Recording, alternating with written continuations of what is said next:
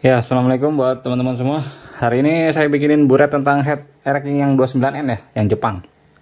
Video kemarin saya udah bikinin tuh, yang spare part tapi 3K tapi spare part. Volumenya 13,1 plus min 0,1 cc ya. Sekarang kita coba kita ukur yang 29N ini, yang versi timbulnya ya. Ini bukan yang rata ya, ini 29N timbul. Ya, karena ini bahannya head bekas, jadi kita perlu ukur dulu nih tinggi businya. Ini saya infoin buat teman-teman yang baru mau belajar ngotak-atik mesin ya, yang baru pengen porting gitu. Sesudah ente porting head, sudah ente ngerubah blok, porting blok, otomatis kan ente bikin head buat seimbangin kompresinya kan. Jarang kan konsumen bawa head baru kayak gini, rata-rata pakai head bawaannya. Nah, sebelum ente papas, ente harus tahu dulu nih, ini head dalam keadaan standar atau head udah rubahan. Karena kalau ente lihat secara fisik begini, susah. Kenapa susah? Ya emang ini kelihatan. Ini nutnya tebal kan? 0,5. Mirip dengan motor standar gitu ya. Tapi rubahan begini juga, ente bawa ke tukang bubut juga bisa. Misalnya ini dipapas sama saya 1 mili, tak. Bikin squeeze 11, nutnya 0,5. Sama kebentuknya, kelihatannya sama. Kita susah ngebedainnya, jadi harus diukur. Makanya rule nomor 1 buat teman-teman, kalau mau ngerubah head standar, head bekas ya, bukan head baru. Kalau head baru mah langsung hajar aja, bawa ke tukang bubut, kasih data, jadi. Cuman kalau head bekas, ente harus ukur dulu. Rule-nya itu biasanya pro atau expert pasti ngukur dulu. Dia nggak akan mungkin langsung ngerubah head dulu, dia ukur dulu tuh tingginya. Nah, untuk tingginya teman-teman harus paham, beberapa motor tuh beda-beda.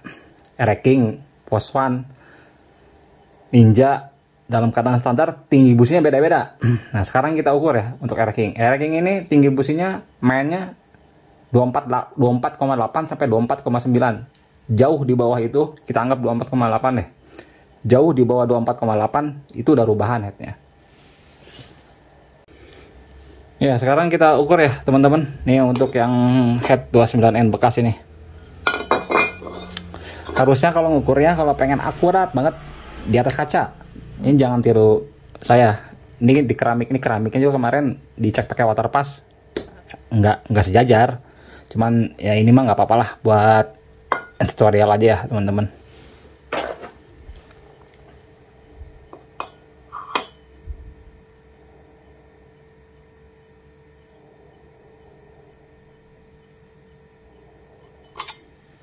Nih angkanya, kelihatan nggak? Tuh ada garis 20, 24, jarumnya di 0,8 ya. Tinggi businya 24,8, standar dar. Standar ya ini. Nih tinggi businya 24,8. Oh, nggak mau fokus ya.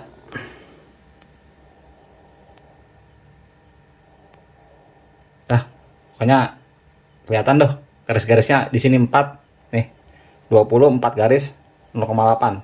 Jadi ini tinggi businya 24,8. Ya, angka tadi ya teman-teman bisa dibikin pegangan tuh. Mainnya sebenarnya 24,8 sampai 24,9. Jadi teman-teman juga bisa paham nanti kalau misalnya mau ngerubah head, ketika diukur tinggi businya udah jauh di bawah itu, berarti itu udah papasan. Atau ente nih mau beli head second nih, penjualnya bilang standar dar non papas, ukur aja. Kalau meleset yang terlalu jauh, ya berarti udah rubahan headnya. Ini saya kasih contoh lagi ya. Ini head papasan. Kita lihat ya tinggi businya. Ini head papasan ya. Saya nggak bilang papasannya berapa, tapi nanti teman-teman bisa cek nih.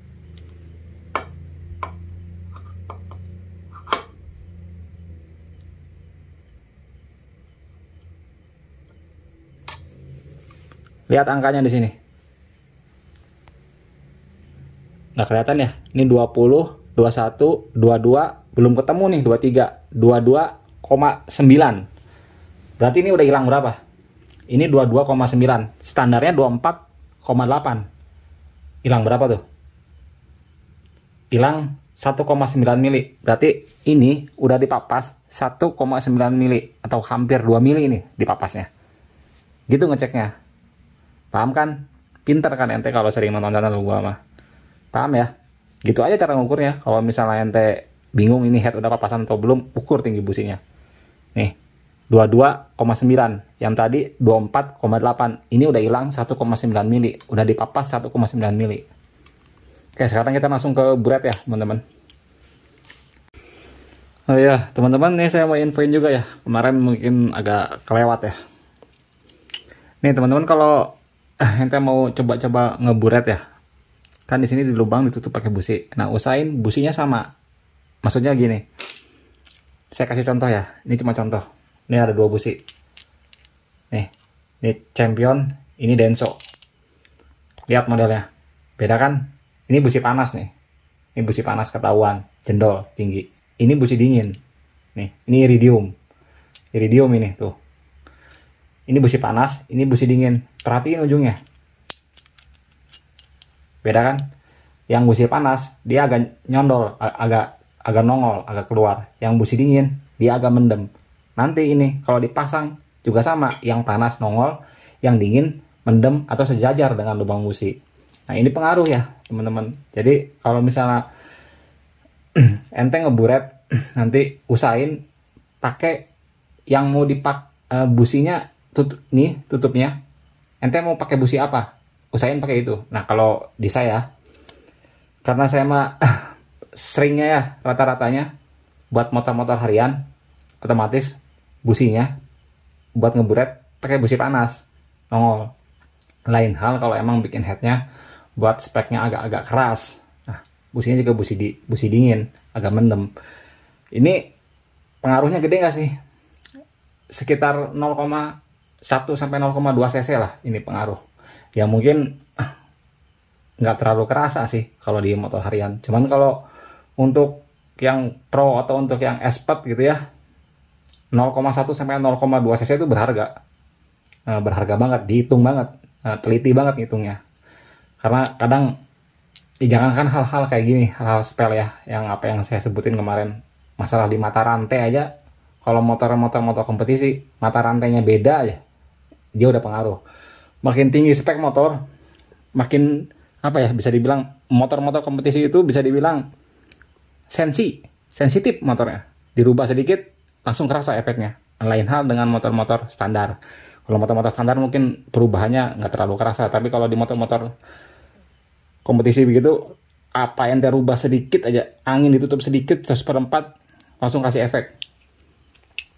Oke, sekarang saya langsung buret ya teman-teman. Untuk cara buretnya kemarin saya udah sebutin ya, alatnya, bahannya, bracket segala macam. Jadi saya langsung isi aja ya, langsung kita lihat totalnya biar nggak kelamaan videonya. Ya teman-teman, ini radiusnya cuma dapat segini ya, 1,1 derajat. Ini keramiknya kurang rata, capek bro. Kalau harus nyari 0 lama sayanya. Lagian ini cuma untuk tutorial aja. Harusnya ini di atas kaca. Ini keramik saya ini nggak beres, bukan nggak beres, nggak flat, nggak datar banget, miring keramiknya. Oke, sekarang saya langsung isi ya.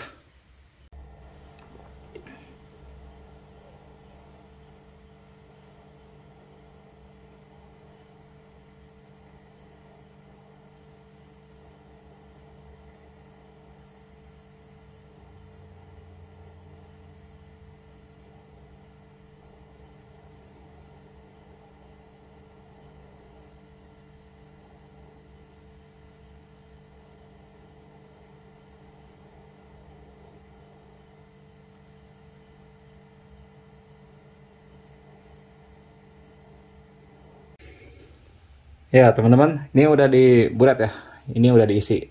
Sekarang nih datanya nih, bisa lihat nggak ente? Ini saya harus lurus, kalau ini miring berubah tuh. Ini buretnya 14 cc pas nih, yang head 29N Y2 ini, yang bekas ya, yang copotan. Volume buretnya 14 cc. Kok bedanya jauh amat sama ini? Ini 3KA spare part ya, masih baru, kemarin di buret 13,1, ini 14 cc. Bedanya 0,9 cc. Jauh ya bedanya. Saya jelasin ya ke teman-teman. Oke, kenapa ini bisa jauh teman-teman? Ini yang bekas yang 29N 14 cc, yang ini 13,1. Ini sama ya, ada plus min. Ini 13,1 cc plus min 0,1. 14 cc plus min 0,1 cc. Kenapa ini perbedaannya 0,9 cukup jauh gitu kalau buat buretan. Bisa jauh gini, pertama sebabnya nih. Anda perhatiin, makanya saya bikinin video ini biar nggak kejebak. Ini kan masih baru headnya ya. Ini yang hitam ini apa? Ini cat bro. Tuh. Ini cat. Aslinya ya begini. Ini kalau nanti dipasang dalam keadaan baru gini ya, nggak dirubah, dipasang, lama-lama juga hilang catnya. Ada catnya berarti volume naik. Ya kan, ini bisa lebih sempit karena ini ada catnya, masih ada catnya tuh. Beda dengan ini yang bekas. Satu. Yang kedua, nih lihat. Kelihatan nggak? Gripis ya. Bintik ini. Ya ini hitung aja, ada kali 20 biji lah ini bintik. Bintik-bintik ini juga bikin volume buret nambah. Ya, jadi kesimpulannya ya buat teman-teman kalau mau pegang data buretan head standar, yang ini pegangnya, jangan yang ini, jangan yang baru ya. Makanya saya bikinin kelanjutannya biar ente nggak kejebak. Lihat, ini murninya segini, 14 cc ya plus min 0,1 lah, bisa 13,9 atau bisa 14,1 karena ini juga bintik-bintik. Beda dengan ini masih ada catnya. Head racking sering ya pada bintik-bintik ini ya.